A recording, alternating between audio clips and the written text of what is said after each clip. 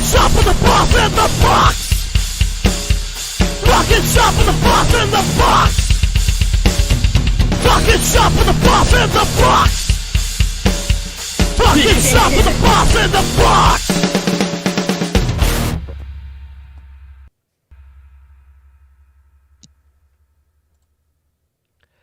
My friends, my friends, my friends. Hello, everybody. It's Monday, and you know what that means. It is time. It is time for Talking Shop with the Boss and the Box. Welcome to episode 124. What you got going on over there, Mr. Lunchbox? Well, good evening, Brandon. I'm happy to be here. I've got myself a little beer. It's called Might Delete Later because I felt cute.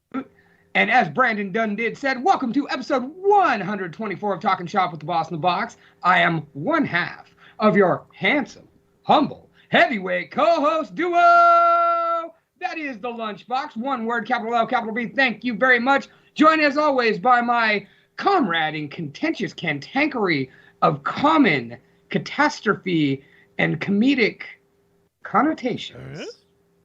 Brandon the Boss Blacker. My brother, how are you this evening? It's been okay, man.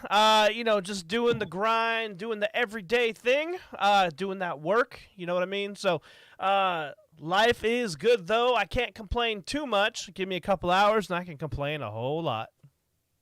Well, hopefully, after this episode, we're not going to be complaining. We're going to be on cloud nine, because, man, this one's special, and we are so fortunate to keep growing. What's up, Nate Firth, Brian Debates, Jordan, Betty Mercury, and everybody out there in the chat? Good evening. Please mash that share button and get it going, because tonight we have stepped up our guest realm. We have had world-famous musicians. We have had the newest horror icon. But tonight we play host to a champion. We play host to a legend. We play host to an original gangsta. That's right. Ladies and gentlemen, please welcome to the Talking Boss. See, I'm so excited I can't even fucking speak straight, and y'all know that's wrong for me. Please welcome to our stage the one and only Mustafa Saed. That's right. What's up, Mustafa? How you doing tonight, brother? Oh, man, what's going on? Just chilling, man. You know, got to keep on chilling.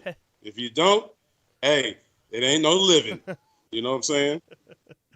Absolutely, man. So, check it out. So, you've been doing interviews. Welcome to Talking Shop with the Boss and the Box. We are so happy to have you, man. So, what have you been doing nowadays? Well, it ain't nothing but rent and indictments going on. So, I'm trying to make sure that rent get paid and not getting involved in those indictments. That's what I'm trying to do. You know what I'm saying? Yeah, man. Hey, sometimes you lose your cool, man, and that them 2 minutes, it's over. You know what I'm saying? So you got to be like, nah, it ain't worth it. No, not one bit. Wow, man. I mean, far be it. Sorry. Even though, we've met a few times, we hang out, man, I'm a little starstruck right now. Like, you've been doing big stuff. You just did that big ECW reunion up in New York, 2 weeks ago? Well, yeah, it was about a week ago. About a week ago, man. And, shoot, it was good. It was good. It was real good. Man, tell us a little bit about that. Well, I mean, you fly in and, you do your thing. But, it's nothing like wrestling fans. And it's definitely nothing like ECW fans. You know what I'm saying? They're just like, they when they see you, it's unbelievable the love they show. You know what I mean? Are they still rabid? Yeah. I mean, it's funny too, because you have kids that's 18, 19, swore up and down they was there at the bingo hall in Philadelphia. I was there in my mama's tummy. Right, you know what I'm saying? And the daddy, somebody turned them on to it, uncles or whatever. And, man, they'd tell you the exact everything that was going on, except they wasn't there, personally. But their daddy told them everything, or whoever it was, that was there at the ECW. it's a beautiful thing. So who else was in attendance at the reunion? Oh, we had Sandman, Francine, Jack Victory. We had Just Incredible, Jerry Lynn. So we had a few good people there, man. Yeah, a couple of people came through. You know what I'm saying? And it was a reunion again. Yeah. Got any good stories from it? Probably one of the promoters that we was riding with, Sandman, just was ragging his ass all the way up and down the road because he couldn't drive that good. But he got us there. But he got us there safe and sound. But you talking about, man, that was comedy hour, man. Well, hour, because it took us 2 hours to get there. But, it was comedy 2 hours, man. It was like a roast, man. And I was roasting Sandman a little bit, and he's roasting me, some. But I was getting Sandman too. I was tearing him up too, so he can't say nothing about that. But he was roasting the other guy's ass bad. Because he said, man, can't you get over, man? Just try. Look in your rear view mirror. Look at your side mirror. Hit your signal. Just get over it. Just do something. Right. So it was that kind. Play by play.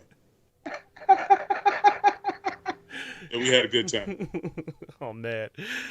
Dude, so, other than the reunion, has it been kind of hit and miss doing, wrestling things during this whole pandemic?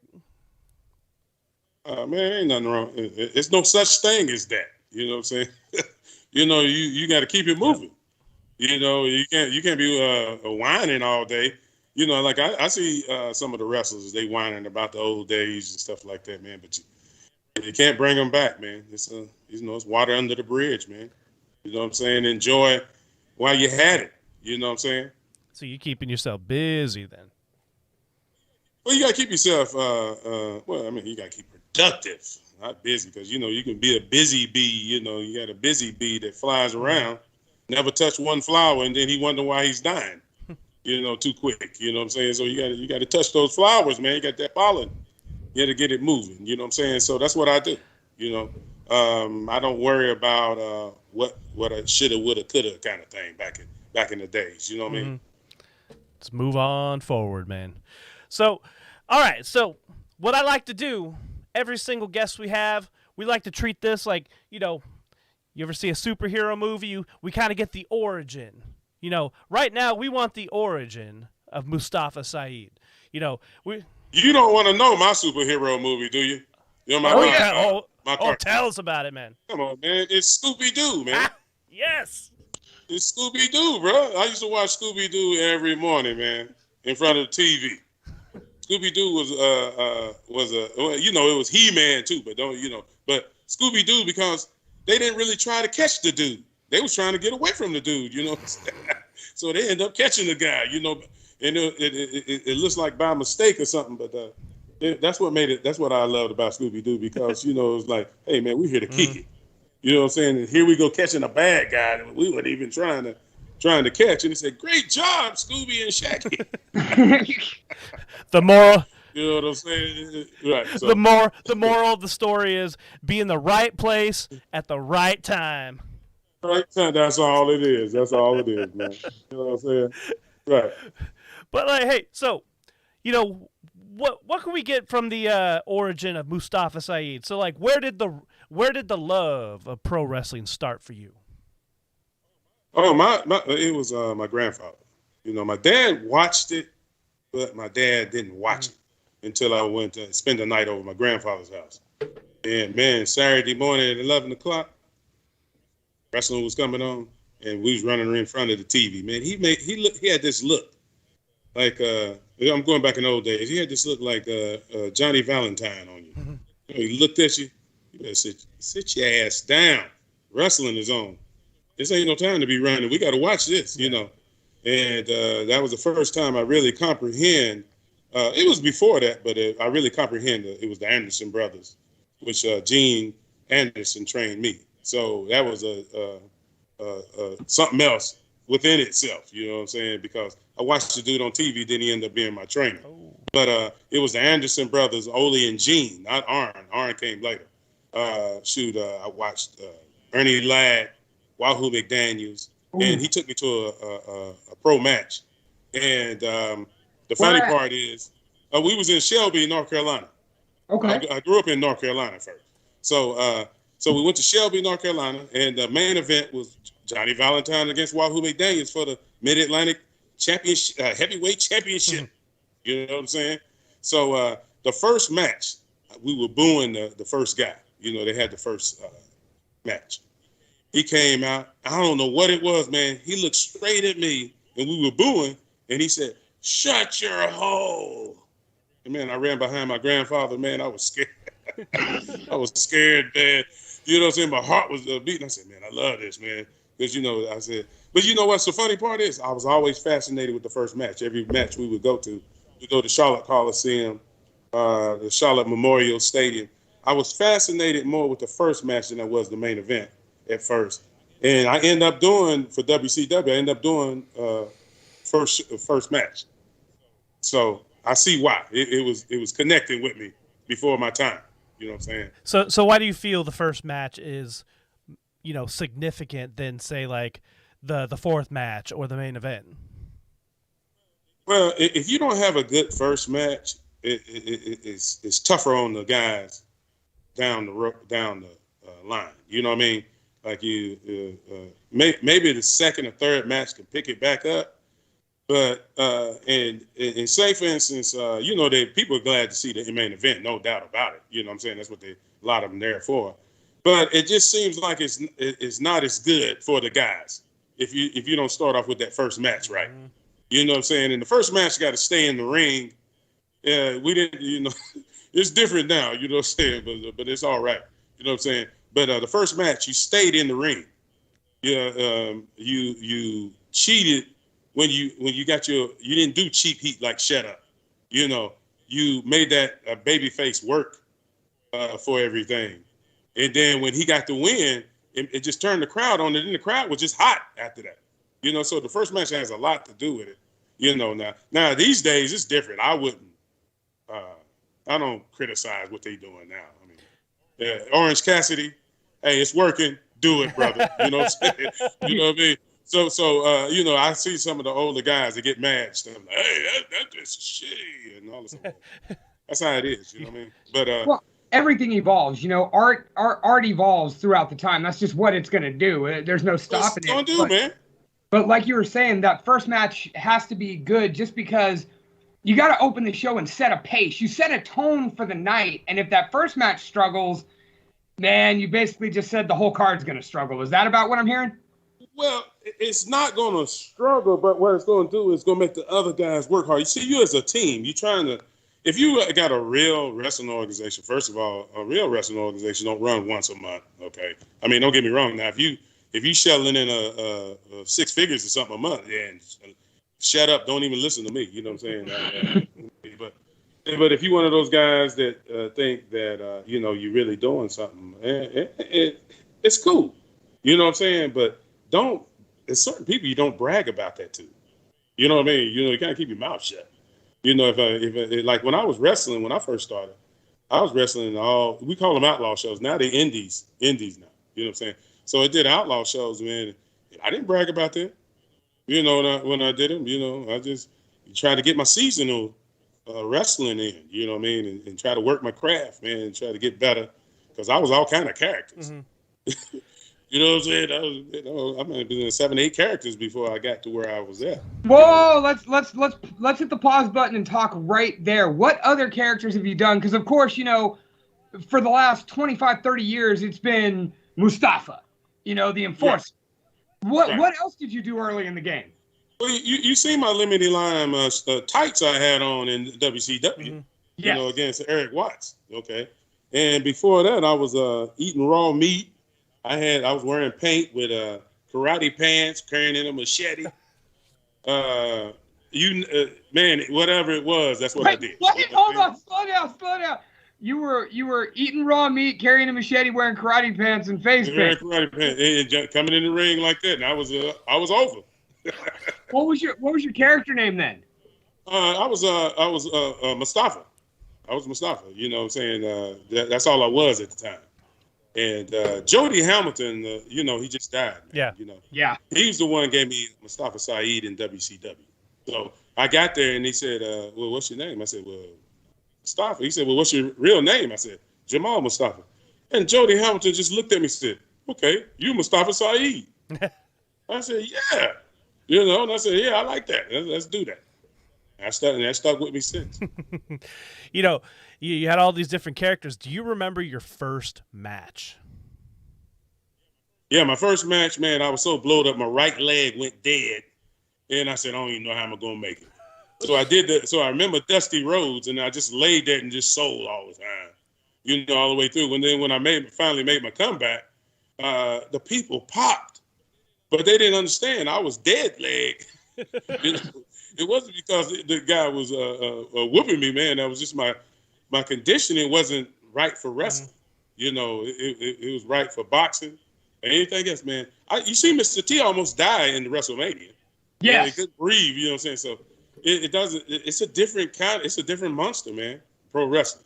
And it takes time to learn that craft of breathing and not dying while you're in there. But it was funny, though, because the first match I did, I was in, was it Monroe, North Carolina?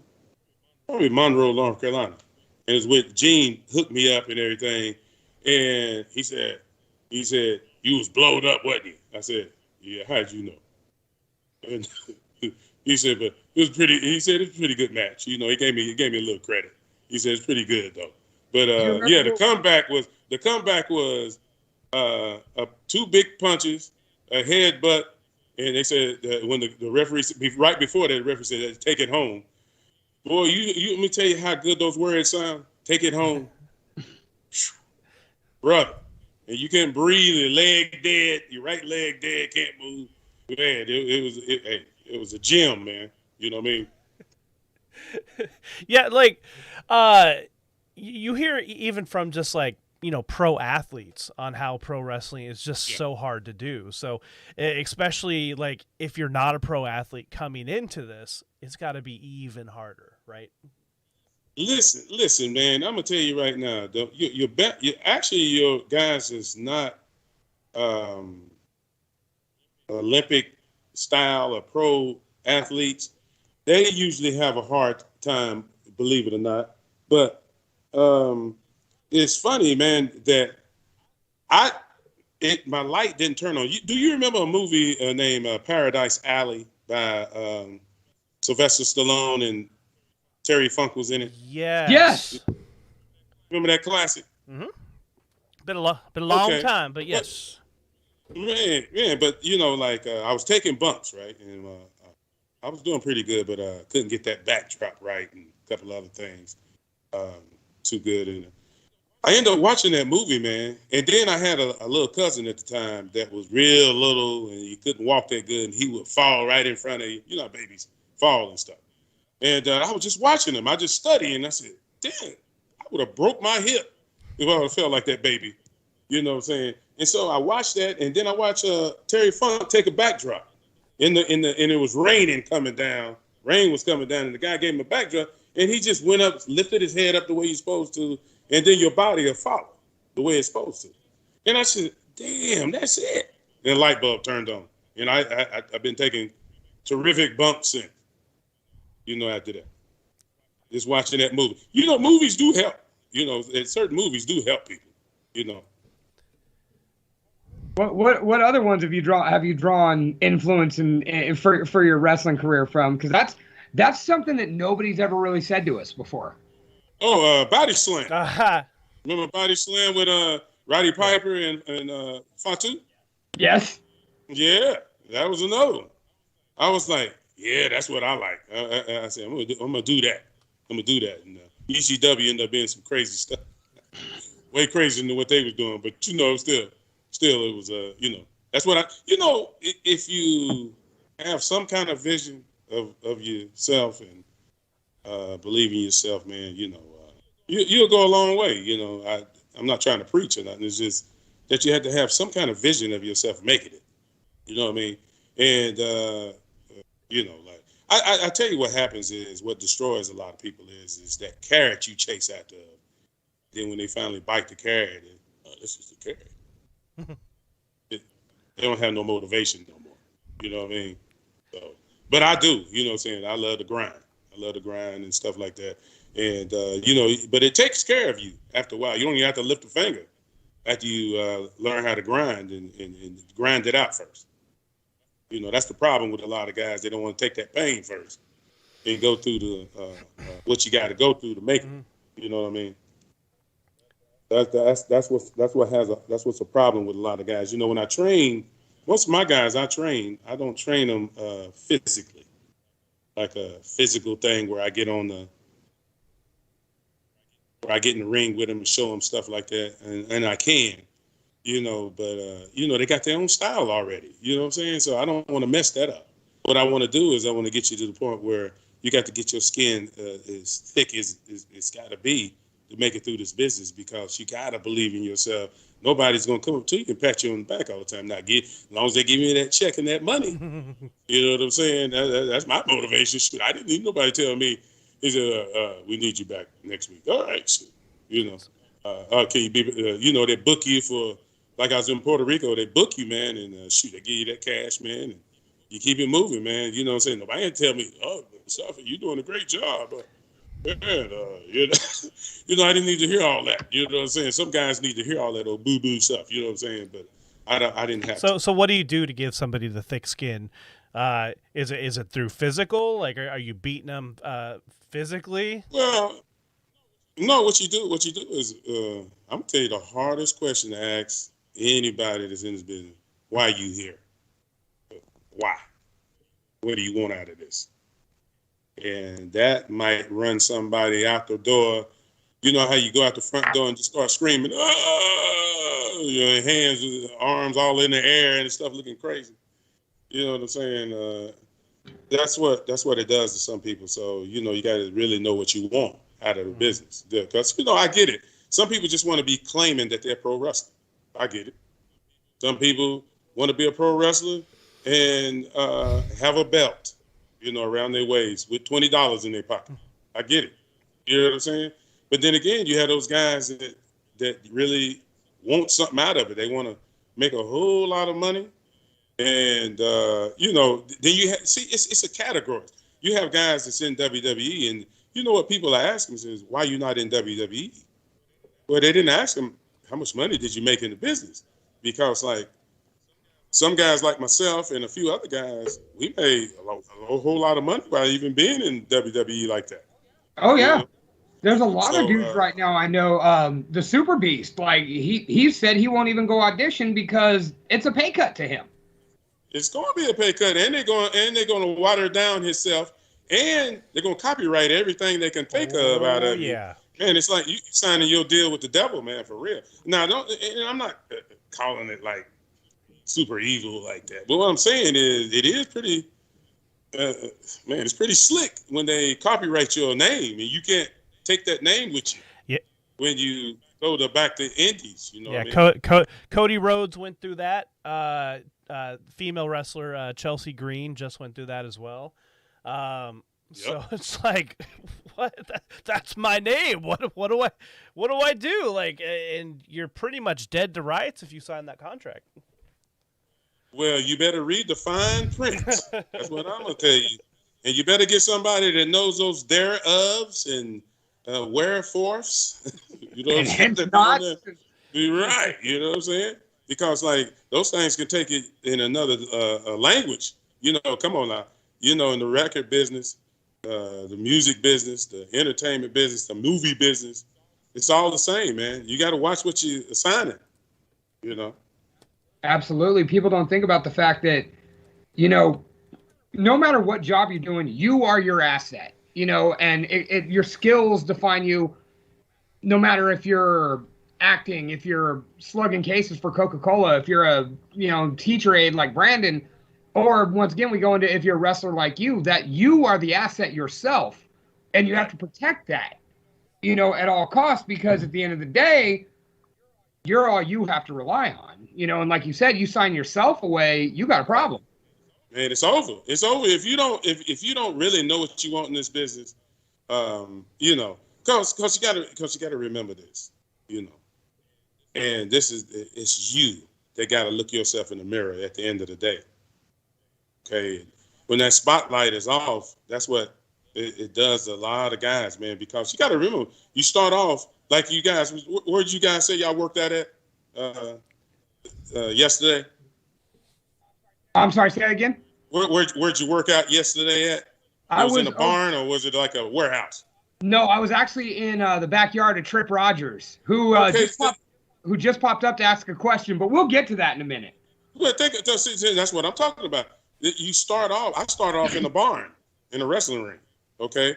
Then all of a sudden, you know, they put you in front of 15,000, 20,000 people, and you got millions of people watching you on TV. You see what I'm saying? And then where you gonna go after that? You got to have a parachute. You know what I'm saying? And know where you landing after that, because once it's done, it's done. You know, you got to be able to expand. So what you got to do is with yourself is, are you going to help other guys that's coming behind you? Or are you going to be one of those guys that, hey, I'm just moving on? You can be one of those, or you can be bitter for the rest of your life until the casket drops. You know what I mean? So yeah. So with that being said, was there ever a point in your pro wrestling career that you just thought, you know what, I can't do this no more? Like early on, in the middle, you just said, never. I never gave up on myself. That's what I want. Other people did, but I never gave up on myself because I was never really down. You know, just because you drawing money. Everybody don't see you making money all the time. Mm-hmm. You know what I'm saying? So you know, being on TV and you know, say it was WCW, WWE, okay, ECW. You know, what it was maximizing the money that was given to you and knowing what to do with it and manage it. If you don't know how to manage your money, you know how that goes. Absolutely. Real quick question, though, because it's in the chat. Yes. Roger D. Tripp Jr., who you may know better as Trip Rogers, asked, where is it that you learned to cheap shot an injured innocent man with the kendo stick and then sucker punch him? Well, you know, you learn it as you go along. I learned that growing up in the South, you know, at first. You know, as a kid, I got sucker punched for my money to go to the store at 6 years old. So you learn quick. You know what I'm saying? So, you know, thanks to that kid. So my mom, I ran home and cried like a little baby. My mama looked at me and said, "You got, honey, I ain't gonna be able to help you. You got to go back there and whip that boy's ass, or if you don't, I'm gonna have to get you." I said, "Oh boy," I was scared, man. My knees were shaking. So I ran back out there and whooped that kid up, and I sucker punched him back and everything, got my money back. You know what I'm saying? And, you know, we ended up being pretty good friends after that, because he said, "Man, that was a hell of a punch you threw." You remember that at 6 years old. So, yeah, I was scared, though. That was because of my mama. You know what I mean? So Trip... That was a scared punch. That was a scared punch. You know. Well, you know, the thing about it is, I feel like everybody, at least one good time in their life, needs to get punched in the face and realize they're not made of glass. You know what? Exactly. You know, because that's what's happening in pro wrestling a lot. You know, a lot of guys have not really been physically, you know, never been in a physical fight. So, you know, we got Harshaw Smith in the chat as well, saying the best looking sucker punch, and then Trip Rogers is he's complaining, saying he was in a neck brace. Hey, we do have benefits, you know what I mean? Well, I mean, we do have your stablemate, Harshaw Smith from the Collectors in the chat right now. Okay. Like, because I threatened him if he didn't show up, because he's always telling us how much he loves us. And, you know, we're like, then you better tune in tonight, dude. What the fuck's your problem? And now he's here. Oh, man. You need to tune in, man, because you're going to learn a lot tonight. You're going to learn how to sucker punch somebody. Nah, I ain't going to say No. Yo, what? People, listen, don't sucker punch people unless they deserve it, okay? Right, and Trip Rogers definitely deserves it. Right. Now, wait a minute. Oh, here we go.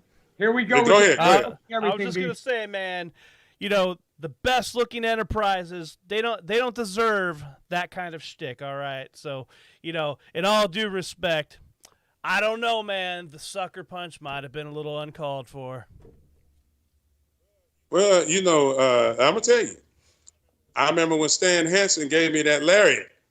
Ooh. I don't think I deserved that either, but that's how it goes. Got it nonetheless. That's how it goes. Okay, brother. so I gotta ask the very obvious question then. Stan Hansen has a very notorious reputation for just being stiff as hell. How stiff was Stan Hansen? Well, like I said, I had been an amateur boxer for a couple of years, Greco-Roman wrestling. I wasn't that good, people. All right, I survived though. I did powerlifting, things like that. So when I first got into pro wrestling, they didn't tell us that it was a work at first. So I thought it was a shoot. I used to work on my moves at nighttime, working on how I'm gonna punch somebody out, and you should have seen it, man. It was something else. It was like a comeback kung fu movie. You know what I'm saying? Like, you know what I'm saying? So I was practicing, and then but when he hit me, the first kick I took to the head. Let me just start it back over. Okay, so you step in the ring. Capetta was Mr. Capetta there, was announcing our names, and so Mustafa Saed and coming down the aisle from Borga, Texas. I think it was Borga, Texas. Here comes Stan Hansen. So man, to get in the ring, man, he's coming down there with that bullhorn rope he got. He's swinging it all over the place. Got that cowboy hat, the chaps on, man. I think he's the truest cowboy I think I've seen in pro wrestling to me, probably. But that's just my opinion. So he gets in the ring, man. He grabs me, man. And it was a tornado after that. It was, So we fought outside the ring a little bit. He threw me back in the ring, man. It was a tornado. Threw me back out again. Okay. You know what I'm saying? I'm going flying back out to the ring. Here come a big old boot to the head. Boom. A big punch, a punch to the face. It was stiff. You know what I'm saying? But it was all right. You know what I mean? So we got back in the ring. Then he said, fight back a little bit, man. And threw him to the corner, gave me the big boot. Next thing you know, here come the Larry. Boom. I go down, I look at the lights. I said, brother, I earned my money today. Man. So I went, after the match was over, and I went back in the dressing room, and Bill Dundee was one of the producers. He came up to me and he said, how was it? I said, it was good. You sure? I said, yeah, it's good. He leaves the room without even saying nothing, just walks out. Right? So I said, well, okay, He said he want to work you tomorrow night too. We had to do two TVs, so we did TV that night, then the next TV, and it was like he liked me because he said I didn't complain about being stiff. All right. You know what I mean? So that was cool with me. I mean, I thought that's how. But this was one other thing he did tell me. He said, "This match that I'm gonna show you, this is how you really make your money for a guy at your size. You're not gonna be in a." Because I learned the technical wrestling part of the side, but that wasn't. I wasn't Eddie Guerrero. You know what I'm saying? I wasn't Eddie Guerrero, Dean Malenko, or somebody like that. Right, you're a hoss. Yeah, so we had but he saved my career by telling me that. Saved my career. So you were trying to go that route of the Eddie Guerreros and the Dean Malenkos until Stan Hansen stood you up and told you no. No, not really. It was just the fact that you're kind of searching. You know what I'm saying? You're kind of searching what's going to get you to the top, because you started from the bottom. You know what I'm saying? I was a jobber. And a lot of guys don't job like I did. And still make it up there, get up to the top a little. You know what I'm saying? So, it ended up to to the point where he just saved my career. And another guy, a few other guys, Ron Simmons gave me a big talk one day. We were sitting there before we center stage, and Stone Cold used to help me out all the time. He said, Mustafa, that wasn't good. That was not. He would point some things out to me. Yeah, you know how Stone Cold talk. You know what I'm saying? So he said that wasn't good, and then he said, "Oh, that's pretty good. You know, keep working on that. You know what I'm saying? Just keep going. You're doing pretty good." And he would critique me, you know, and because the first time he did, he said, "You want to eat in this business, don't you?" I said, "Oh yeah." So let me have it. You know what I mean? So and he did. And I thought I had a good attitude. I've always been humble. You know, I always had a humility. I got that from my family. You know what I'm saying? But you know, I always love when people talk to you about what you did wrong. But you know, some guys can't take that. They take it like you negative, like it's a negative criticism. They don't see it constructive. So I looked at it as constructive. Even if they said that was the shits, Bobby Eaton used to come up to me and joke with me and say, "Oh, that's the shits." You know, you know what I'm saying? Walk by you, you know, he's gone too. Midnight Express. Rest in peace, Bobby Eaton.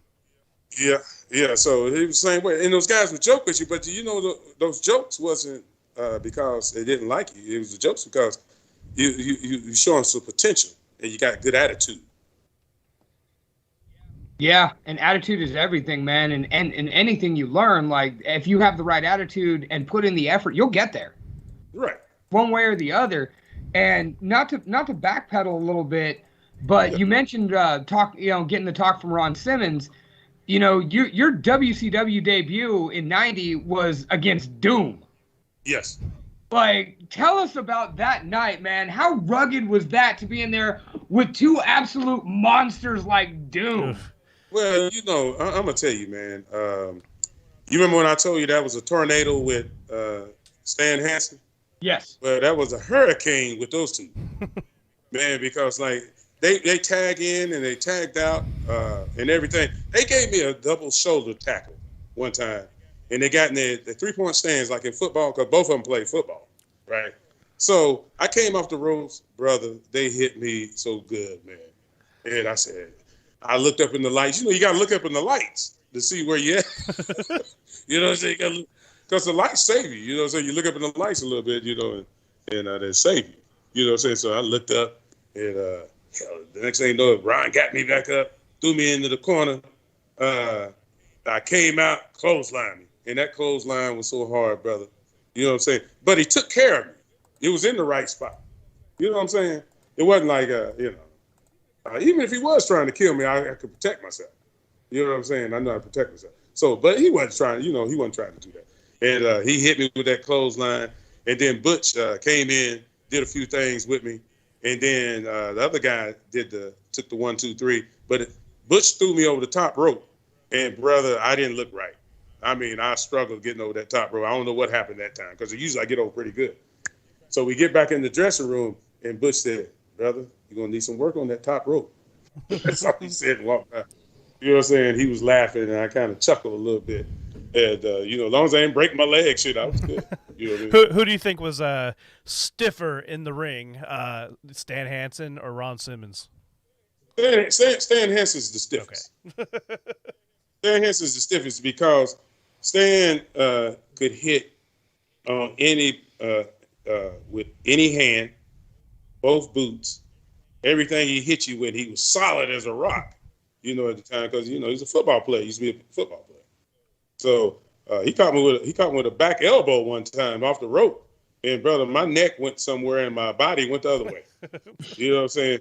So, but I loved it. You know what I'm saying? I loved it. I didn't take it like I didn't take it like that. That's all. You know what I mean? You know, speaking of like attitude and getting hit, so you know, let's fast forward a bit. So okay. where did the you know, the story of you and New Jack start? Yeah, me and New Jack was we were doing some stuff in the streets together. Not to say anything, God rest his soul. Not to incriminate myself, you know what I'm saying? So we done a few things in the streets together, and we kicked it like that because we met kind of like at a club, and then we got to talking a little bit. And he said he's a wrestler, and I told him, yeah, I wrestle too. And he kind of knew who I was a little bit because he seen me.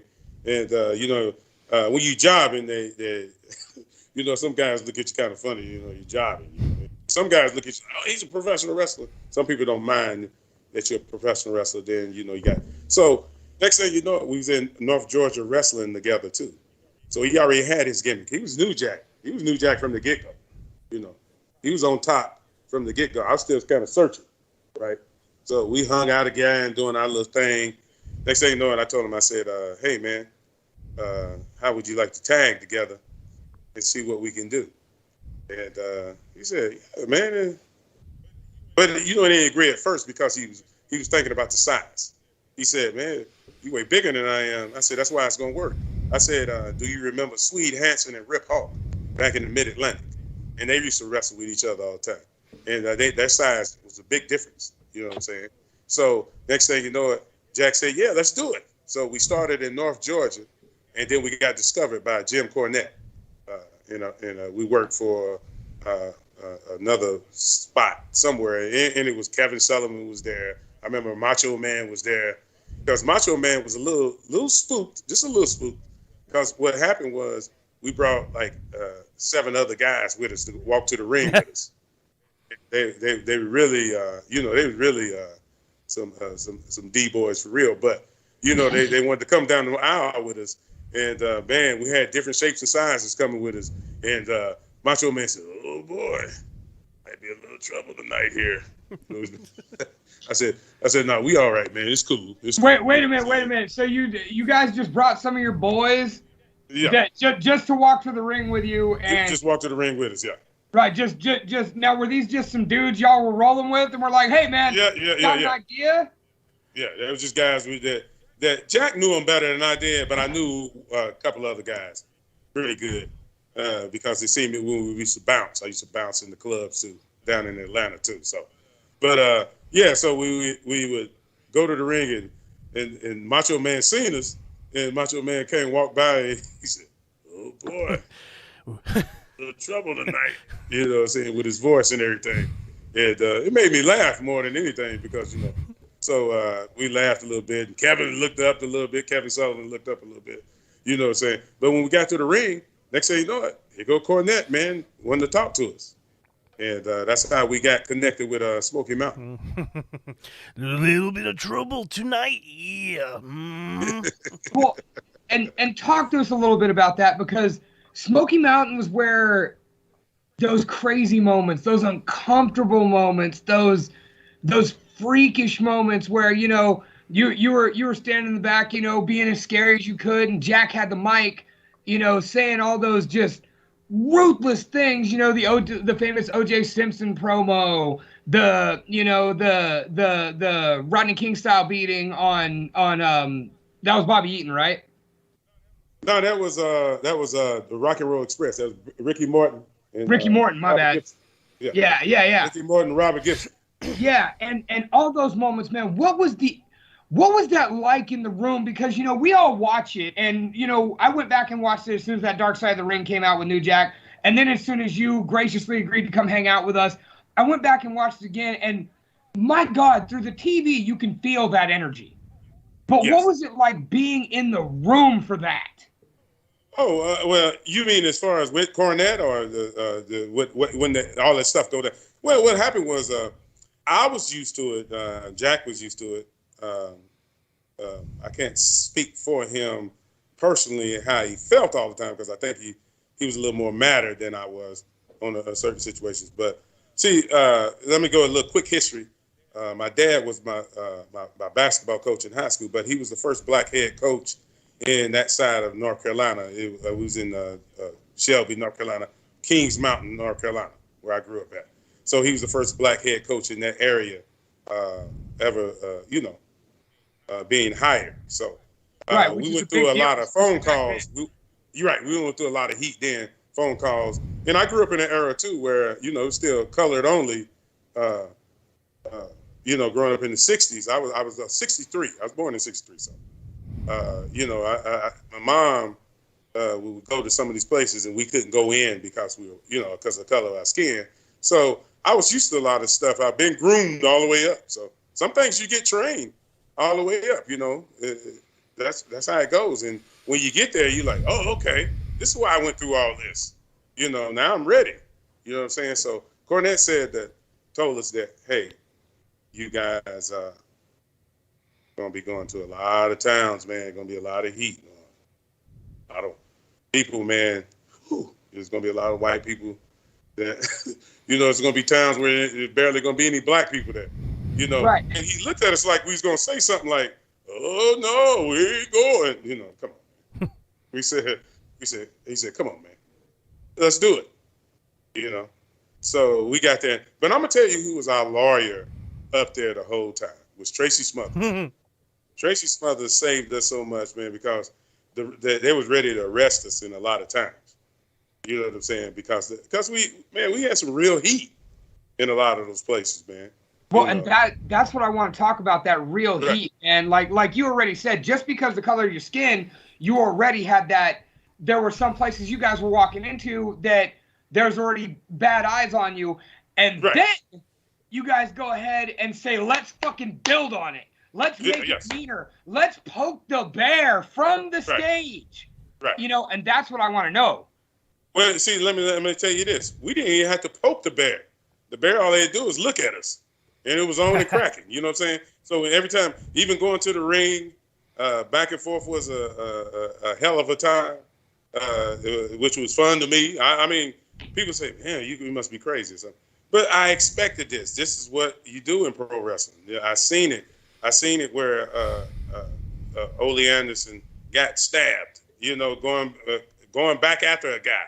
And then he got sliced all the way from his navel up to his throat. You know what I'm saying? Almost, you know what I'm saying? And these things happen. Roddy Piper getting poked. We went through some heat. You know what I'm saying? So we used to want to get arrested all the time. The police, the sheriffs, and all they wanted to take us because some of them was Klan anyways. But they ain't got nothing to do with it. They just didn't like us, and I loved it. I'm just sorry. No, dude. I loved it, man. You know I what I'm saying? That you loved it. Right. So, and we made more money like that. You know what I'm saying? We had the Heavenly Bodies. We wrestled Jimmy Del Rey and Tom Pritchett. They was great tag team. The Heavenly Bodies, Rock and Roll, Tracy Smothers, all the Armstrongs, Lumpy Dumpy, and all them other, because they got so many Armstrongs. You know what I'm saying? So it was like the sleeping. What was that? The Seven Dwarves. Seven Dwarfs. You're right. So, and then I'm gonna tell you who's another great guy, man. He's gone too. Was Bullet Bob. Mm-hmm. You talking about that was a real? You talking about real men? That was a real man. You know what I'm saying? Because he was at his age, he was still tough, and he'd tell you like it is, and he would try to help you. You know what I mean? He really tried to help you, and he was good people. You know what I'm saying? So, he was a good dude. But like getting back to the part was going to Knoxville. When we went to Knoxville and Jim Ross interviewed us, we had the axe handles because we didn't know what was going to happen at that time. So we didn't know what was going to happen. So we took the axe handles down there with us, and it was something else, going there.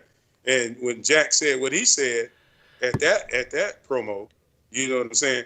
That's when I made up my mind that I really don't need to say nothing because it's gonna make it look more unique instead of me. I was a real team player, you know what I'm saying? I wanted to make money. I didn't care about jealousy and who was getting the spotlight and all that, man. Let's get this money, man. You know what I mean? So that was the thing. So whose idea was it? So watching old videos and just reviewing specifically like ECW content. Whose idea was it for the Gangstas to actually just, instead of having a regular entrance, you guys just came down and beat ass? You didn't even gloat. You just came out and just beat whoever's ass was in the ring. Who came up with that idea? Well, yeah. Right. Well, I mean, you got to remember this. It was before, in the 90s, we still didn't have all this social media. So I didn't even know what ECW was. I didn't never heard of it. Jack told me, he said, I heard of Paul Heyman. He said, you know Paul Heyman? I said, yeah. Oh, Paul Heyman, remember WCW. But he said, yeah, we're going to ECW. I said, all right. So I said, well, we're going to a new place. We got to kick some ass. You know what I mean? Got to kick some ass, man, and get ourselves established. And we did. We did. You know, got there. But you know what? When we jumped to Public Enemy, you know, at that time, rest their souls too, man. They were gone too. But when we got there, man, those police, man, they took us down like, man, I've been in trouble with the police before when I was in Philadelphia, but that first time, it looked like I was getting ready to be taken to the jail cell again, the way they was acting, man. They took us down. I mean, they cuffed us, man. They grabbed on us, man. It was like, wow. It was unbelievable. Yeah. No, I watched that recently, and they grabbed a hold of y'all, like straight up, yeah, like they arrested you in the ring. Yes, they You really. know, That was a work, but it was a shoot too, at the same time. You know. Now, do you think they were trying to be dickish because they didn't like y'all, or do you think they were like, "No, fuck that, we get to act like this, you know, and not get in trouble for it"? Nah, it's because, you know, people don't know the business. When they don't know the business, man, and that's all they know. That's all they know, man, is to take you in. You know what I'm saying?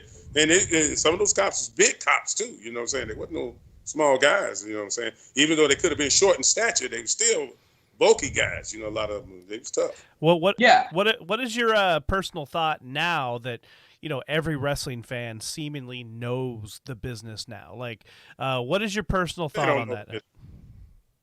They don't know the business. Ah. If you ain't went there and took a bump and got thrown around and things like that, part they do know, they are smart marks. Don't get me wrong.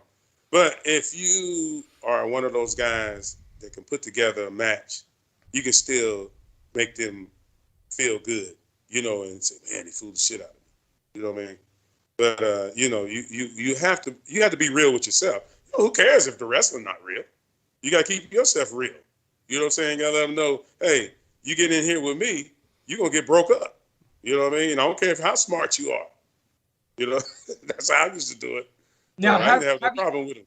Have you had any of those moments where, like, you've had people slide in the ring and test you? Personally, as far as wrestlers, a couple of wrestlers have. You know, they see where you at, and they didn't want no more after that. You know what I mean? Yeah. Because like it was like I don't know. You know, they think that maybe they think you soft. I don't know, but. Yeah, they found out, and I didn't have no problems after that. But as far as fan-wise, oh, yeah. I mean, ECW, Smoky Mountain was one thing, but ECW, I'm glad I ain't getting no lawsuit. I punched a few people in the face a few times, you know, going accidentally because the guy would duck or something. You know, he duck and bam, I hit him, you know. But I pulled the punch at the last minute, and boy, they laid out. And one guy I hit, and I said, I know I'm going to get a lawsuit. I know this is going to happen, right? So he said, somebody in the back want to see you. I said, okay, I'm going to have to whip about 3 or 4 of them. I got everything ready, so let me go ahead. That guy said, thank you for that punch, man. Thank you, man, so much. That made my night. He says, I still seeing double, but I'm still seeing double, man, but thank you, man. You know, so. And that's the shit you live for, right? When you accidentally lay a fan out and he's just like, dude, I appreciate the fuck out of that. I'm like, thank you. Right. Because I knew I thought I might have to fight somebody in the back or something, you know. Didn't know. Right. It turned to be the exact opposite where he wanted to thank you for knocking him out. Yeah. Right. And you don't get thanked for knocking people out very often, like, not by them. No. You know, like bleeding. You know, like say some of the blood got on them, they want you to sign that shirt that they just had on. It's all kind of stuff. I can't speak on that. I've had that happen. You're right. You know what I'm saying? Like, you know what I'm talking about. I've had guitar players and whatnot bleed, and I on my shirt while I was front row, and dude, sign this because it's history now. You know what I mean? Like, this matters now. This is something that will forever live in my mind. Was the moment that blood got on me from my guitar player, and I assume a wrestling fan would feel the same way. Well, you know, one of the worst shots I ever seen, He wasn't even in wrestling. I was bouncing in a club out right in Sparks, Nevada, right outside Reno. So, like a bat in the eye, you in Sparks, Nevada. Yeah. Right? Yeah, very familiar with Sparks. You remember Nikki Sixx? Yeah. Oh, yeah. Nikki Sixx hit this dude with his guitar one time. The guy was like, they was doing a mosh pit kind of thing a little bit, but he kept bullying a little girl or something, some girl. And I was about to grab him. He looked at me and said, I got this. He smacked that dude with that guitar, man. I said, man, what a hell of a shot. I wish I could use that in wrestling right now. Boy, that'd get over so good, so well. And he knocked that kid, and that kid was happy that Nikki Sixx hit him. Oh, hell yeah. You know what I'm saying? Yeah, he was happy. You know what I'm saying? So Nikki Sixx, me and him was talking at the bar, and he said, thank you a lot, man, for not, because I know you could have did something to him. But I said, nah, that's what you wanted.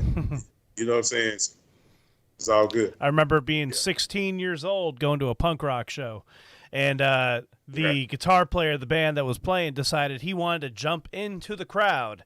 And kind of the same situation, when he jumped in the crowd, the butt of his guitar slammed me right in the side of my head, and I thought it was the greatest thing ever. Right. I'm swollen, I'm bleeding, right. And I'm like, this is dope. He just landed on me. This is fantastic. I love this. So, see, this is the stuff that makes me laugh, because it's real, man. You know what I'm saying? The people really, really have love for you. You know what I'm saying? So, Right. Usually when you hit somebody, they don't like it. These people are appreciative of it. They appreciate it, man. You know what I'm saying? Because, come on, man. You don't go to no ECW match. You don't go to no ECW match to think you're not going to get hit, pushed out of the way, knocked on the ground. Come on. Right. ECW is a mosh pit. Oh, dude. It's the giant mosh pit of pro wrestling. You'll never see that anywhere else. You'll never see that. I might say you might not ever see it again. I can't say that, but it looks like that. I haven't been in anything in ECW the way I was in ECW, and nothing else again like that. Now Puerto Rico, you better not go in that crowd. It's over.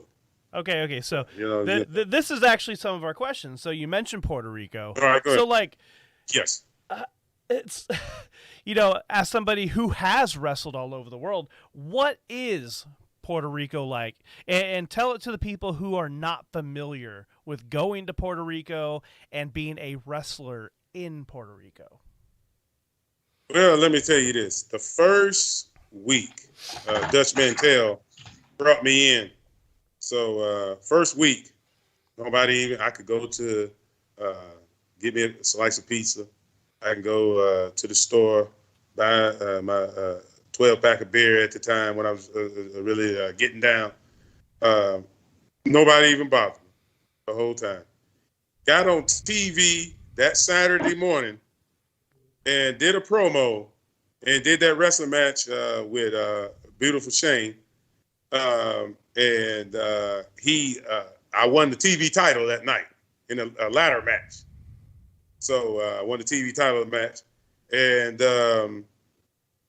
I couldn't walk the streets anymore without somebody saying, Mustafa. They couldn't say Mustafa. So they say Mustafa, and they see me, and then I go somewhere else, go to the beach, go and drink a little bit. That's Mustafa right there. They point at you a little bit and then keep it moving. You know what I'm saying? So it just changed within days. You know what I'm saying? So, but this was my schedule, at that time.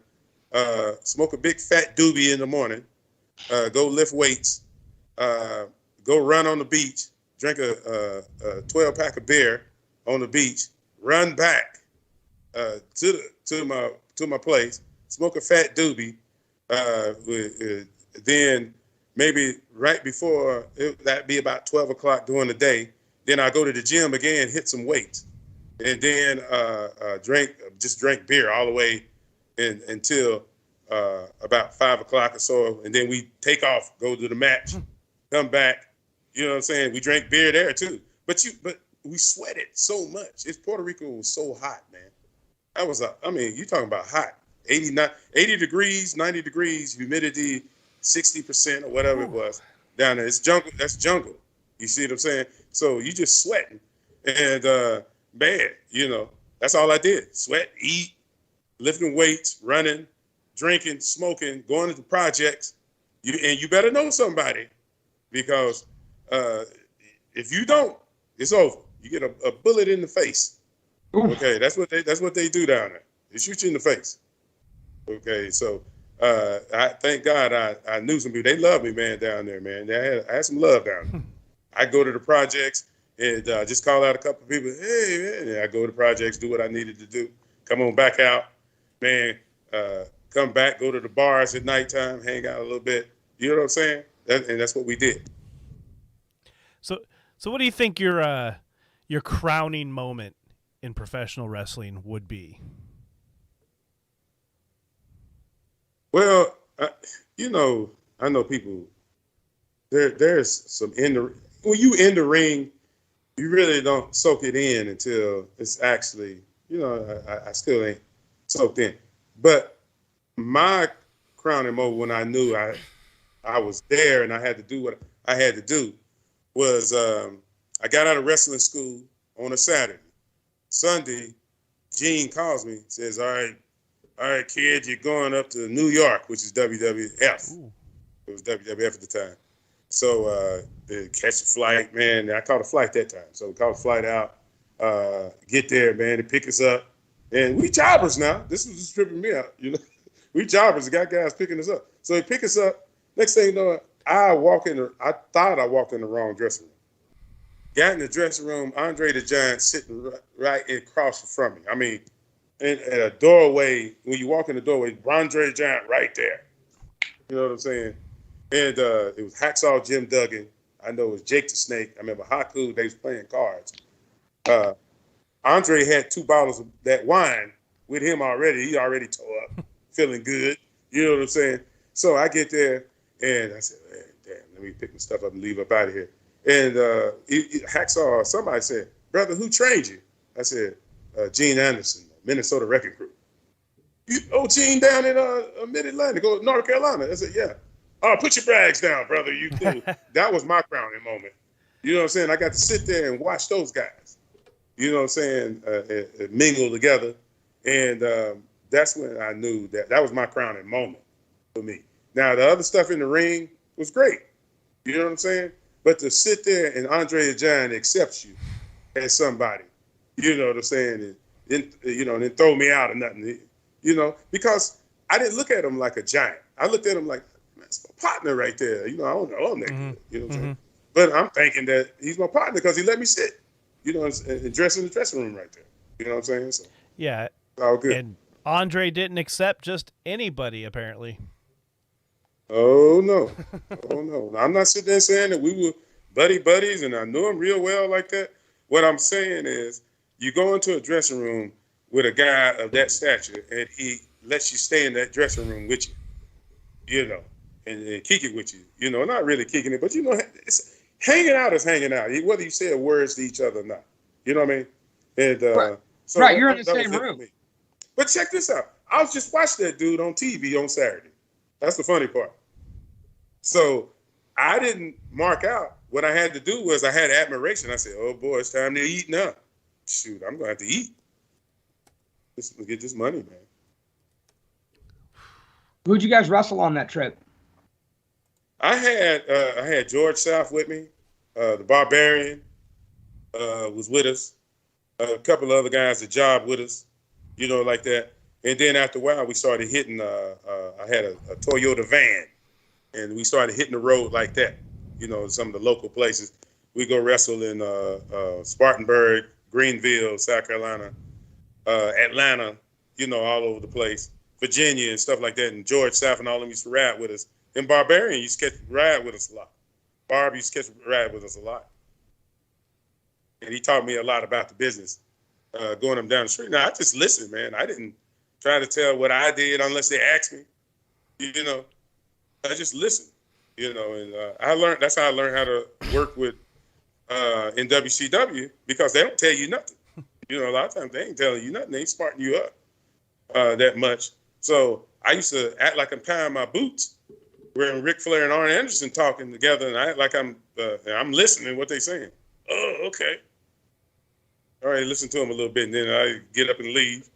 Then I go over there and slide over there and listen to Barry Windham and those guys talking, somebody, you know what I mean? And because they wouldn't directly tell you anything. Stone Cold never really directly told me what to do. He told me not to do. And that was the shits, you know what I'm saying? So, you know what I'm saying? So that was the shits, you know what I'm saying? But you're getting better, you know? So. But he I never took that expanded as a upon it. compliment. Huh? But he never expanded upon it. So like you said, you did the whole tie your shoes near the old Right. wise man and just kind of listened in for a little bit and then moved on to the next group. And I was James Bond all over the place, you know what I'm saying? Trying to learn this businstring. Now, did anybody think you had a problem with your boots? No, they you know, I would unstring them sometimes just to be like that, you know? Oh, no shit. Yeah, just unstring them and just say, hey, man, they all together, they ain't all hanging out, joking and shit. So I know I ain't gonna be able to stand there and watch them. Let me just bend down like I had time with boots before I get whatever. You know what I'm saying? Then I would listen to the producers. You know, Grizzly was good people. I mean, I heard the dark side of his thing with Jake Roberts and you know, a couple other people there, his sister and all that had a problem with that. But Grizzly was good people. Bill Dundee, they was all right, man. They was cool. You know what I'm saying? You only get what you're gonna get out of them. So if you thinking you're gonna get more than that, then you know, come on. Let's keep it real. You know what I mean? We have a question in the chat. Jordan Harrison asks, Mustafa, did you ever have a favorite match that you ever did? The match the most was probably Rock and Roll Express in Knoxville. That was a good one. Then we had one with Public Enemy. Then we had the Eliminators in the cage match. You know, so maybe the Rock and Roll was a little bit on top with me a little bit more because that's where we learned our craft at in Smoky Mountain. You know, that's where we really learned to work. Absolutely. Everything. So I would say Rock and Roll Express. One of your boys has a question for you. Go ahead. Najee Morgan, the untouchable one, wants to know in the last decade, what match have you had the most fun in? Last decade, man, I didn't ask many in the last decade. Tell the truth, man. As long as I made it through all of them, they was my. I can't really pinpoint the last 10 years, you know, as much because they were fun. They were fun traveling to them, seeing how people reacted. You know, seeing some guys they really thought they could wrestle. You know what I'm saying? You know what I mean? So yeah, it was cool. You know, I really don't have no favorite though. I think Najee was fishing for a compliment. He wanted to say it was a collector's match. Oh yeah, of course. I mean, tell them we always do something pretty good down in Fresno. You know what I'm saying? So. Yeah. Well, and then Will was talking about you ripping his dreads out. Yeah, I think I got him before. Yeah, you know. So. But I remember when Will almost cracked his cranium though. There one time we was at a match. I remember that, man, and that sounded off like a cantaloupe or something hitting the ground. The elbow? What's that? Is it the elbow? No, he hit his head some kind of way, man. He tried to do something and hit his head on the concrete. Yeah, when he did the elbow off the apron, right? Yeah, okay, that was it. Yes, yeah. Yeah, we saw that video not long ago. Right. So, yeah, man, you know, like the matches that I had after that, you know what I'm saying? They was all fun, man. I ain't never had no problem with none of those guys. You know, none of them. Everywhere I used to go because you could tell some of them was going to make it. Thatcher, a few other guys that I used to ride up and down the road with. Kratos, J.R. Kratos is cool. Oh, J.R. Kratos, dude. So happy to see you. Jeff Cobb, you know what I'm saying? So, yeah, they on their way now. So all I have to do is just hold on, man. Keep going. As long as they can go. Speaking of that, Trip Rogers actually does ask a legitimate question this time. He asks, what are your thoughts on this Nick Gage dude? If you know who he is. Man, yeah, you mean to tell me you don't like Nick Gage, man? Come on now, Nick Gage, that's cool. You know what I'm saying? Shoot, I know Jim Cornette get on about being a bank robber. You know, I heard one of his segments. You know, one that. But man, Nick Gage, man, yeah, we need that in wrestling. You gotta have all sides. Wrestling would be boring if it was just one way. Okay, and Nick, I have no problem with, man. You know what I'm saying? Shoot, he's good for wrestling, I think. Now, is he good for? Say, would he be good for WWE or anything like that? No, because you got to get in where you fit in, and Nick knows where to go. Yep. He knows where to go, get in where to fit in. You know what I mean? I have no problem with it. Dude, that's cool. Okay, so, oh yeah, you remember the pizza slicer too? You remember that? You remember slicing? Oh yeah. Oh yeah. How many pizza slicers have you taken in your career? And you know what? Now let me just say this. I'm not knocking that. Okay, but when you in a bar, let me ask you this.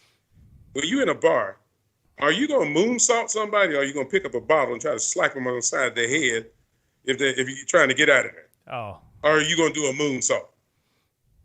Nah, I'm gonna hit somebody. I'm not gonna do a moonsault on my best day. Like I need a trampoline. Like, Right. You see what I'm saying? So that's all right. That's good for wrestling, but let's keep it real. A lot of those guys down the road are not going to be able to do that stuff after a while. Their knees ain't going to hold up. You know, your body can't take that kind of stuff. So you're going to have to really learn how to work after a while. You know what I mean? You got to learn how to work after a while because knees going to go, your elbows, something ain't going to be right no more, man. And now you got to really work your craft, you know what I mean? So, but if it's working for them right now, hey, more power to you. You know what I'm saying? Now, getting back what you were saying about what you just said about the well, let me say this. Let me say this too. AEW, Will Hobbs too. Will Hobbs, he's another good one. You know that at times we would talk, and man, he's on another level now. It's good. You know? Oh yeah. I know. Bay Area represent too, man. Oh yeah. Oh yeah. Oh yeah. Sammy too. Sammy, you know me. You remember Sammy Guevara used to come out here? Yeah. Did I say his name right? yeah. Yeah. He used to come out here. He used to come out here and do some work. So who do you got your eye on in particular right now? Like who's really doing it for Mustafa?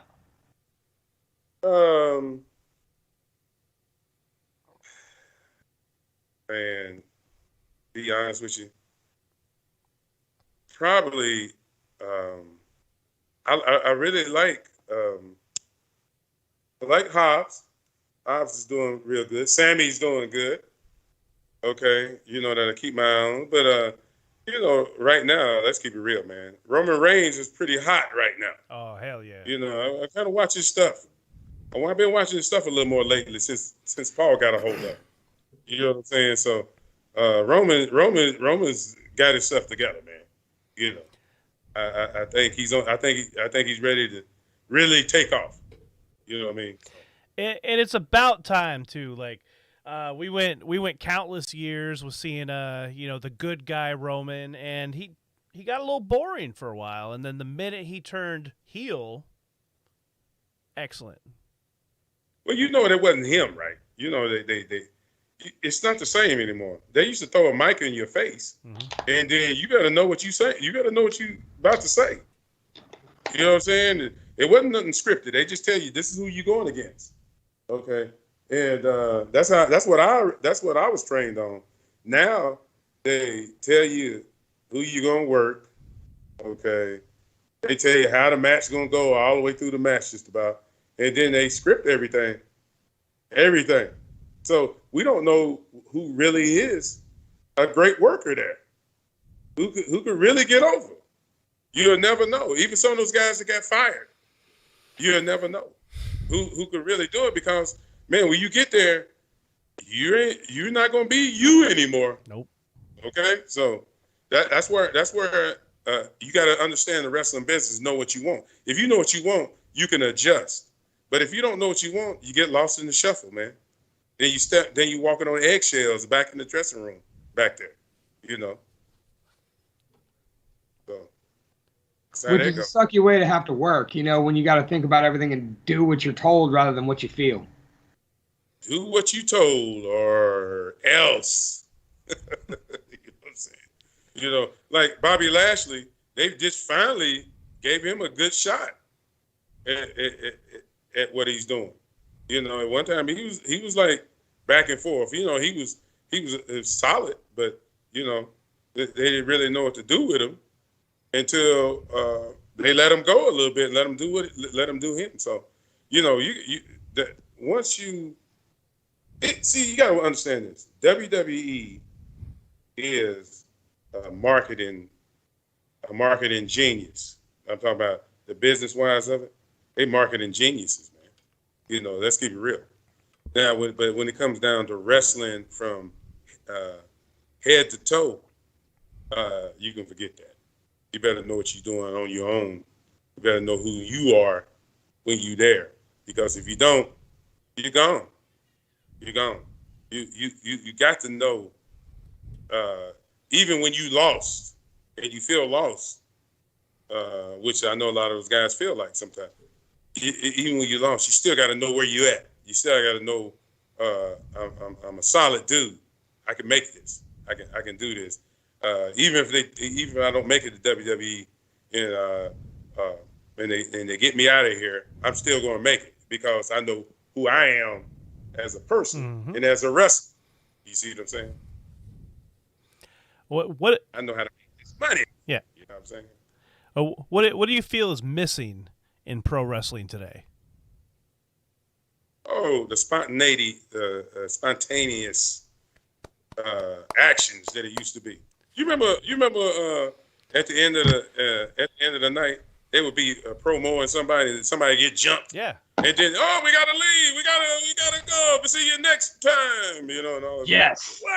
What are you talking about next time? I can't take it. I can't wait till next week. You know, you go crazy like that. You know, and that's what's missing. Have you ever? See, you got to be a historian. See, a lot of the young guys don't watch old wrestling, and I ain't talking about I'm not talking about Saturday Night Live. The WWF used to come on prime time. I'm talking about going back. I'm talking about when WWF. See, people don't even know about that. A lot of people. It was 3 W's at one time. Bruno Sammartino was the champ. Yep. Okay. Like 7 years. Right. Ivan Koloff and Pedro Morales. Okay. Now I go to Mid-Atlantic. It was the Scott brothers. It was the Anderson brothers. It was Johnny Valentine, Wahoo McDaniels, Paul Jones. You know, the list goes on. You see what I'm saying? AWA, you had Nick Bockwinkel. You had the Hennings. You know, people don't go back and watch some of those matches, man, because they don't understand. If you don't know your history, you're not going to know, you're going to have a tough time, making it. And don't get me wrong, those guys, a lot of them don't even know their history. They wrestling, but now they can't reach back and say, you know what? Let me grab this and do this. Mm-hmm. Let me try some of this. Let me say that. They don't say that no more. You see what I'm saying? They got promos back there that you wouldn't believe what they would say. And they probably didn't even realize what they said half the time. Right. They just let it fly. Man, come on now. You see what I'm saying? And one of my classics was Ray Stevens that I watched. I used to watch this a long time ago, but I still watch it anyway. I can watch it 1,000 times. Ray Stevens turns on Bobby Heenan and Nick Bockwinkel. Because every time Bockwinkel would say something, then Bobby the Brain would say something. Next thing you know it, the Crippler was about to say something, they would interrupt him. Oh, wait. And then they get to doing their promos again and again. By the time it built up, they built it up for 4 or 5 months. Okay. Then when Bobby Brain won Manager of the Year, what's his name was congratulate him. Bockwinkel congratulate him, pat him on the back, and everything. When Stevens tried to do it, they cut him off. Stevens goes nuts and just turns on everybody and starts beating everybody's ass. You know what I'm saying? Broke the trophy. Bill Abner gave him the trophy. I'm going back. You see what I'm saying? Way back. And Ray was mad and he turned into a baby face for a minute. You see what I'm saying? So these kind of promos, you can still do this stuff. But see, the new guys, the new organizations, I never see a promo. I never see them promote all they do is show up pictures on the Instagram, food book, and throw the stuff on there. But I never see promos. I never see them. You know what I'm saying? Who are you, food? That's what we want to know. You know what I'm saying? So it's none of that. Now I'm not sitting here saying that I was a king of promos. What I was I was with a guy that was great. You see what I'm saying? Yeah. Now trying to out-talk him, you can forget it. I thought so. You know what I'm saying? No doubt. Wrong. You could carry yourself enough to get the match going with each other, but trying to outdo that guy. And that's why you played the role you did, where you stood in the back and yelled obscenities and just to add a little flavor, a little garnish. Right. You know what I'm saying? So, but it was unique because they were so used to both tag teams. The guys, when they tag team, they're so used to them, talking. Yeah. And once, you know what I'm saying? Like, say the Road Warriors. The Road Warriors were kind of hand to hand, But you have some tag teams with one would have it going pretty good, and the other guy, he shouldn't even really say nothing. You know what I'm saying? But you know what I mean? So. I mean, speaking of that, your tag team with New Jack. Why did you guys ever split? Why did that idea come up? Well, I mean, come on, man. New Jack was going to blow up and be on his own, and we accepted that as each other. He said, whoever decides that it's time to go or whatever the case may be, that's what happens. You know what I mean? So it wasn't no problem with that. And plus ECW was getting a little shady on the check. So you know what I'm saying. So it was time for me. I left before I even got that far. I could feel it. Like when you book in towns and you still booked, but it's like I can make more money over here right now. You know what I'm saying? And Jack he on his way doing his thing anyway. So I was happy for him. So it's time for me to move on. You know what I'm saying? So I went on to Japan and then went to Puerto Rico. How long were you in Japan, actually? Well, Japan was you do runs of a week or 2 weeks, 3 weeks, maybe at the most, and I did a few back and forth like that. That was it over there in Japan, and then Puerto Rico. I stayed in Puerto Rico a long time. Yeah, like 2 years or so, right? Yeah. Yeah. Good run. Oh man, the video is deciding to do its thing right now. Starting to be a dick about it. Oh man, that's good. That's good. All Mustafa all the time. So, do you have any party stories from Smoky Mountain or ECW that you'd like to share, or you remember to share? I'm gonna be honest with you. A lot of times, I didn't remember a lot of them. We would. I do remember that I scared the hell out of Nancy when she was here. Woman. Yeah. She was known as Woman to people. And Paulie, Tommy Dreamer. We was all in the limo together on our way. So they wanted to drop me off at the Bronx, New York. So we just had a match in the Queens. And I told them, I said, I'm staying in the Bronx since we're going to be in New York for the next week or two. So let me go on and not fly back to the West Coast. So I get back there and I call my partners up because they had, a lot of them had, that's the Bronx. It's the South Bronx. I mean, called my cousin up. I said, hey, man, all the fellas out in front? He said, yeah. I tell you what, act like you're going to want to jack because we roll up in the limo. Act like you want to jack Paulie and everybody when they roll up, right? He said, "I got you." So we get there, man, and Paulie's just having a good time talking and stuff. And we were talking, and then Dreamer said, "Hey, man, where we going?" I said, "We're going to South Bronx." Tommy Dreamer shook his head. That kind of old boy look. Going to the South Bronx, right? Yeah. So we get there, man. Next thing you know, them dudes, when they roll up on the car, right? They roll up the car, dudes start putting their hands on the car and then open up the door. He said, "Man, you got Paulie in there? Yeah. Give me his money, man. I want his money right now," and everything, man. Shit. And boy, they almost shitted on themselves and everything. I get out. I said, let me talk to you. Let me talk to you.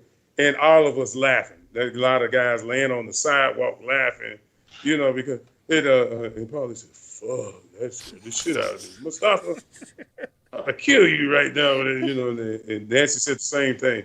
She was scared too, you know what I'm saying? And Dreamer, he was like, man, so I know they would never give me a ride again. Oh man.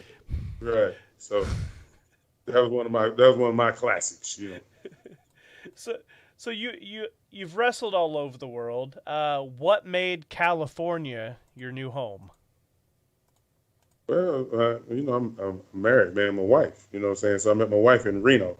So I said, I'm California bound because when I grew up in North Carolina, right, all my teams was from California. and all the dudes used to get mad at me. I used to love the Raiders, USC, UCLA, and basketball at the time because they was real tough back in the 70s, right? So the Lakers, I'm a Laker fan. Okay, so it was like, hell, you might as well live in California. I guess I will. So now I'm here, man. You know what I'm saying? So it was your wife and all your teams? Yeah, huh? It was your wife and your teams? Yeah, my wife, you know what I'm saying? My wife, I met her in Reno, man, and I said, this is the one. So, let me go on and live I'm ready to live in California. So that's what we did, man. Okay. Well, like I said, it didn't hurt all your teams were here anyway. It was here anyway. You know what I'm saying? Now one of my teams gone and went to Vegas, but, That's not that bad. They sucked in. You know what I'm saying? They got bad at it. A lot of people don't understand is their attitudes have a lot to do with winning, man. You know what I'm saying? And when you coming up late and don't give a damn about nothing, you know what I'm saying? You must be either you LeBron James, you're that good, or you the biggest chump in the world. You know what I mean? You're a bum, trash, garbage. Because like some of the guys, they when you're wrestling now and they do the first match might be 19, 20 minutes. Yep. And this, like Hood Slam, when I was doing Hood Slam, and I'm getting off subject a little bit, but when I did Hood Slam, I understood it was like that because that was a party. Now it wasn't ECW, but it was a party. Okay, it was pretty good. But these guys, they do these long matches, and it's okay. You know what I'm saying? It's okay, man. But they try to do everything they could possibly do in a match. You know what I'm saying? And then they're wondering why the kind of people don't want to see them again, or if they do see them, they kind of like not the same though because you never built nothing up. So it showed everything. Right. All right, my friend, I got a couple more questions for you, and we're gonna wind on down here. So, first question: when we advertised you, we had quite a few people ask one question, and I was curious about this as well. Apparently, you or New Jack smoked pencil shavings. Oh, that was me, but it was something else with it too. So, it was a little more wet than it was a little more wet than that. It was just like it was wet up. It was wet up. You know what I'm saying? So I didn't let nobody else hit that. I was all me. That's all me because I knew that somebody would look like Chris Tucker on Friday. They hit that thing. You know what I'm saying? They've been running down the street. You know what I'm saying? Oh boy. You know what I'm saying? Okay, so Yeah, it that was wasn't true. it That wasn't was just true. straight pencil shavings. No, come on. Man. You just add a little garnish to it. I mean, how could I get high off a pencil shaving? You know, it had to be something else with it. I was gonna say I don't know. I never smoked pencil shavings. Like Right. So you know what I'm saying. So yeah, it was all mixed. And don't try this at home. definitely Don't try this at home. Oh, that's fantastic. Okay. Thank you for that. Yo, let me say this real quick too. Yeah. You know, like you only live once, man. You know what I'm saying? So I'm not sitting there saying do that, but you know what I mean. You live once, man. You got to see what you're made of. All right. Yeah, we drank 60 shots of beer in 60 minutes 2 weeks ago. Well, you survived, and I didn't. Oh, But I both of you survived. Both of you survived. It's just one turned out a little worse than the other one. That's all. Yeah, we both lived through it, Brandon. We even had breakfast together the next day. Yeah, see what I'm saying? Sure. You made it. It was a weird night. Chalk it up to experience. Yeah, you get a certificate for it. You know what I mean? Yeah, where's my certificate, Dave? Where's mine for actually winning the damn thing? Sure. There's no winners, just participants. Survivors. Oh, man. Okay, so, final question. Mustafa, what do you got going on right now? Oh man, just just working, man. Working, get this money, man. You know what I'm saying? That's all you can do. I mean, and then more shows are open back up as we go along. And I'm just gonna I do a lot of spot shows, man, stuff like that. Mm-hmm. And y'all make sure investments. But I will, like I said before, it's just that you keep working, work out, train. You know what I mean? Just stay alive. You're not just doing it just for wrestling. And I'm gonna keep training people from phones at a park, whatever they need to make it. Because when it boils down to it, it's all mental. Yeah. Don't get me wrong, it's physical too. You need to physically, but it's all mental, man. Because if you don't believe in yourself, nobody else is. And you shouldn't be getting mad just because you don't believe in me. Well, you don't believe in yourself, so don't get on that person. You know what I mean? So if someone wants to come find you and book you, where could they find you? Well, just hit me up like you guys been doing. Mustafa Saed on Facebook. Just hit me up. If you're a friend or whatever, just hit me up, man, and we'll go from there. I got some other things I'm working on, but I'm not in a rush. I'm not in a rush. You know what I'm saying? Because you got to live too a little bit. Mm-hmm. I went through all that already. So from here on out, it's just work every now and again, and then have some fun. That's about it. Hell yeah! So, my friends, ladies and gentlemen, the legendary Mustafa Saed. Give him a round of applause from your computers. Give me a round of applause because I rambled a few times, but thank you for listening. Hey, thank you for rambling, man. You told me you were going to give me the really real and dig deep, and you did, man. This was fantastic. And for all you listening, make sure you're sharing this, and we'll be available on Spotify in 2 days, YouTube right now. Like all this is available. Make sure everybody who wants to hear this can hear this, because this has been a history lesson. Right. We've covered 6 decades of wrestling. Yeah. And you've only been in 4 of them. You just told us about the wrestling. Right. Exactly. Man, I could be a historian on certain things, so, yeah, definitely. Well, ladies and gentlemen, if you want Mustafa Saed for your next wrestling event or birthday party or strip show, hit him up. Everybody's got a price, right? Everybody's got a price to pay. All right, so Right. With that being said, Mustafa, thank you so much for joining us on Talking Shop with the Boss in the Box. It was an absolute pleasure hosting you tonight. So with that, Hey, I want to thank you guys for having me on, though, man. You know what I'm saying? Yeah, We're happy to about do the it. old guys. You know what I'm saying? The old younger guys. I'm saying like that. You know. The young old guys. You're right, because I still blew the other guy up. This guy was like in his 20s, and we wrestled last week in New York, man. I blew him up. He said, "Damn, Mustafa, you still in good shape and everything." I said, "I appreciate it." Oh, dude, watching you and Drake Frost go bull on each other was fun. Oh man, come on. You know, I Like remember. that- You know, another one. Bring up Drake Younger too. oh yeah, Me and Drake Younger had a classic. Yeah, he's down in WWE. He's repping. Yeah. So we had a classic. Drake Frost too. He's a big boy. I'm gonna tell you. He hits you. He's a big boy. Right. All right. Well, we All can right, tell fellas. more stories of that in post production. Yeah, for sure.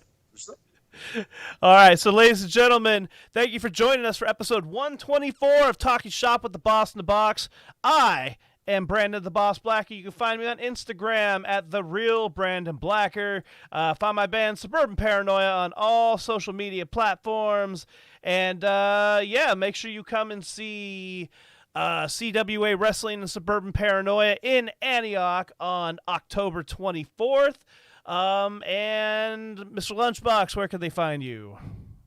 Don't worry about me, but you can find this show at Talking Shop with the Boss in the Box on Facebook, Talking Shop with the Boss in the Box on Instagram, Talking Shop with the Boss in the Box on YouTube, and Devastated Media on Twitch. Make sure you're here live every Monday night at 8 p.m. on any of those three platforms. Next week, we will have Pat Servito and the one and only Clank Dialosa from Clank right here on our show. And the week after that, we got another game show edition that we're gonna have a little bit of fun with, and more on that coming up. But other than that, thank you again, Mustafa, Brandon, all of our audience tonight. This has been fucking fantastic. This is how I needed to end my day. Peace. Good night, everybody. Take care and be safe. See you next week. All right, fellas.